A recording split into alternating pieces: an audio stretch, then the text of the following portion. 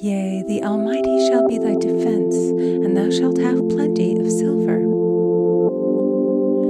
One of the greatest messages given to the race through the scriptures is that God is man's supply, and that man can release through his spoken word all that belongs to him by divine right. He must, however, have perfect faith in his spoken word. Isaiah said, "My word shall not return unto me void, but shall accomplish that whereunto it is sent." We know now that words and thoughts are a tremendous vibratory force, ever molding man's body and affairs.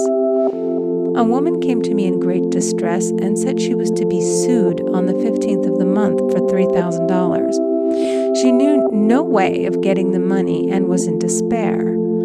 I told her that God was her supply and that there is a supply for every demand. So I spoke the word. I gave thanks that the woman would receive $3,000 at the right time in the right way. I told her she must have perfect faith and act her perfect faith.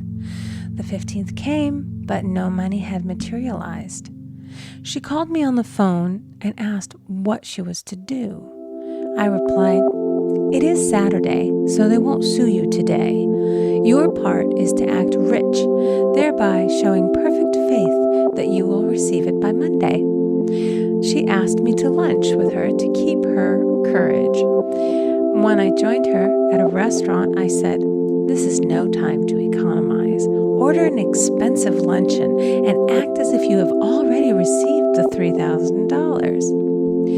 All things whatsoever ye ask in prayer, believing ye shall receive." You must act as if you had already received. The next morning, she called me on the phone and asked me to stay with her during the day. I said, "No, you are divinely protected and God is never too late." In the evening, she phoned again, greatly excited, and said, "My dear, a miracle has happened. I was sitting in my room this morning when the doorbell rang. I said to the maid, 'Don't let anyone in.' The maid, however, looked out the window and said, 'It's your cousin with the long white beard.' So I said, 'Call him back. I would like to see him.' And he was just turning the corner when he heard the maid's voice, and he came back.